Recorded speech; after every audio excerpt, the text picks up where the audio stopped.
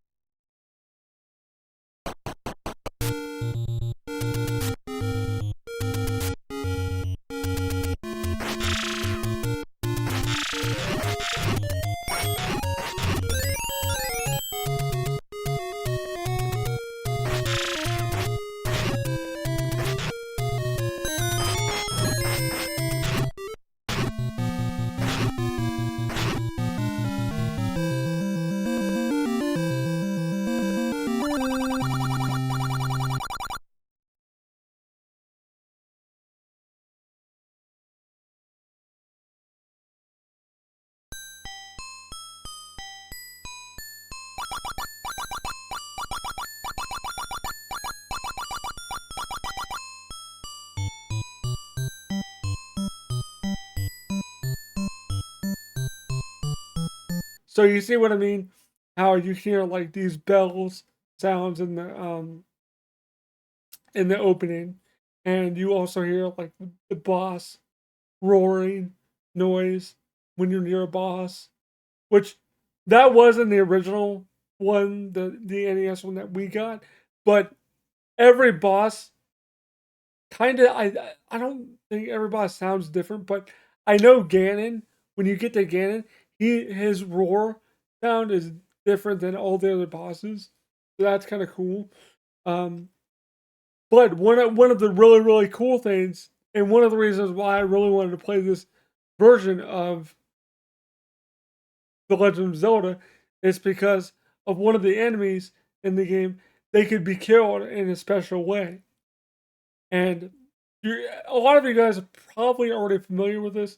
But for those who aren't, there's an enemy called the Pole's Voice, and in the manual, in the U.S. manual, it actually says like something along the lines of this enemy is weak against like loud sounds or extreme noise or something like that.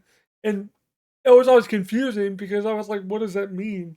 Well, if you guys don't know, the Famicom, the second controller port, if you had an original Famicom launch model, the second controller port had a built-in microphone, and you could instantly kill the pulse voice by yelling into the microphone, and it would instantly kill it on screen. If there were more than one, it would just instantly kill them all, which is really cool. And I always wanted to try that out because that just sounded super cool and kind of advanced for an NES game or a Famicom game. So that's one of one of the dumb reasons I wanted to play the original version from Japan. And subsequent releases of Legend of Zelda in Japan, by that I mean the cartridge version, I believe they took that out. I don't know if it still has that function. I know it's like a typical save battery, but and it doesn't have the enhanced sound channel, but I don't know if it still has the built-in Holes voice thing. I would imagine it does, but I'm not sure. Just because I don't know if they're modeling that off of the US version or if they just basically converted the FDS to cartridge and used the NES sound chip. I have no idea. I don't know. I'm not sure about the cartridge version. All I know is the FDS version because that's the one I'm talking about here. So when I got to a Pulse Voice, which is the first Pulse Voice you encounter, is in level 5, and I got to it. I got out my Logitech headset, which thank God the Analog NT Mini version 2 that I have um, actually supports microphone and headset. So I was kind of weary about plugging it in because I was like, is this going to work? But lo and behold, it actually does work. It does work as intended. It's a little bit delayed. I don't know if it's like that on the original like console, but it's a little bit delayed, like the reaction of it. But it does function, which is really cool. Like the feeling of you literally have to yell in the microphone, like literally I was going like stuff like that, like really loud, and I had to turn up the microphone sensitivities to have it work because if not, you really have to like scream like at the top of your lungs to make it work. But it does work, and it's a really cool function of the microphone in the Famicom system.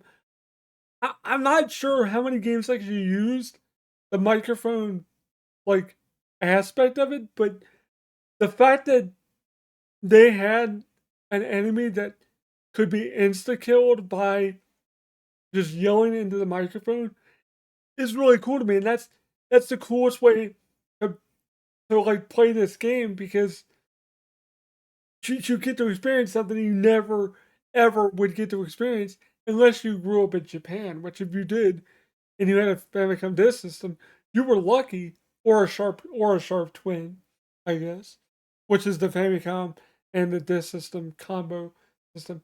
I really wish Analog would have done that. They would have made like a like like twin Famicom or something. I think that's actually what people call it, is the twin Famicom for short. But I wish they would have been like a twin analog NT or something with a built-in like floppy head or something. I know that'd be a pain in the ass because they'd have to like rebuild a disk system drive because these things are very old and you have to take care of these systems. I have it over here. That's why I'm like pointing over here. I'm looking at the box right now. I have it in complete box with matching serial number and all that good stuff. So yeah, I just I'm super pumped to have this in my collection. It's one of the coolest ways to play Legend of Zelda. If you've never played it, I would recommend trying to play it this way. If you have to like get like a freaking whatchamacallit, a some kind of flashcard or something that can emulate Famicom Disk System games, or an FDS stick even. You can just do that and just get it and try it out for yourself. It's definitely worth doing because it's such a cool way to experience the game. Plus the added sound channel and just the way stuff sounds, the, the different sound effects and stuff. It sounds a little bit cleaner and nicer. Um, Although I don't really like the beam sword sound effect. That doesn't it that just sounds weird to me. Maybe because I'm used to the US version noise, um but other than that, like it's fine. Like the recorder sounds really cool. You know, the do do do do that sounds really cool. It actually sounds more like a recorder. So yeah, I'm just so happy to have this in my collection. And I implore you guys, if you can check this out any way, shape, or form, please do, because it's a really cool version of Legend of Zelda to check out, and it's probably the best way to play it, and the only way I'm gonna play the game. Now, like I said, it is Japanese, so you do kind of have to know the game inside and out, which luckily in today's world, there's things called walkthroughs and video walkthroughs of stuff. Because I wasn't super familiar with the game. The only thing I knew where it was for sure was the first and kind of the second dungeon. That's it. That's all I remembered. Other than that, I used a walkthrough. I know I kind of cheated, but I didn't feel like roaming around the overworld for like 3 hours trying to find my way to different places. So it is definitely playable. The language barrier is there, but it's not like impossible like other Japanese games are. So go check this out if you want a cool experience. I believe it's also on the Nintendo Switch, Japanese and Famicom like online app, but I don't know if the microphone capability works.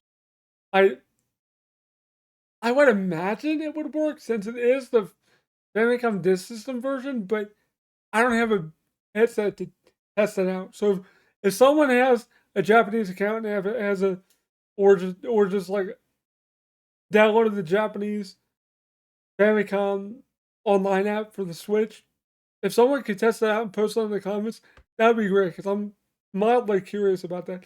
If it does support the pulse voice yelling into the microphone, I think it can kill the pulse voice without doing that, but it does insta kill them, which is kind of cool. Because in the original US NES version, you had to use like an arrow. I think an arrow was the only way you kill them or something like that, if I remember right. But yeah, I just want to do a quick video about this because I just thought it was really cool, and I knew I wanted to do a video on it. I I didn't think I'd get one this year, but luckily people on Patreon are generous and they support me on Patreon and allow me to get cool stuff for my collection like this that I can actually talk about on video and stuff like that. So thank you guys again for supporting me on Patreon. If you do, this is why I have a Patreon, because I can do cool videos like this covering stuff that not a lot of people really know about. And I think people kind of sweep this version of Zelda under the rug, which I think is kind of a crappy thing, because it's a really cool version. Like all the FDS versions of stuff, like Zelda 2, Metroid, Castlevania 1, Castlevania 2, Zelda, they all have enhanced sound and different things that make them the best de facto versions. I've already done a video talking about Metroid, I believe, but FDS versions of games are usually way better in the music department and in just general gameplay areas too. So yeah, without you guys supporting me, I wouldn't have a bunch of cool stuff like this. And I just want to thank you guys again for supporting. Anyway, that'll do it for me today. Sorry it's been so long since I've done a video, but there just hasn't been a lot to talk about. So I apologize for that, guys. I know I've been kind of slacking off a little bit lately, but I don't want to keep mentioning rumors about stuff and things that I hear about stuff when I don't think a lot of that stuff is going to be come to fruition or true about something. So I don't want to do videos giving you guys like false information. That's why I kind of sit back and wait to see if I want to do a video on something. But I'll be back more next week with more videos, because there are a couple videos I want to do about some things. So I'll be back more on a schedule next week. So anyway, thanks for watching, guys. Hope you guys enjoyed the video. Peace.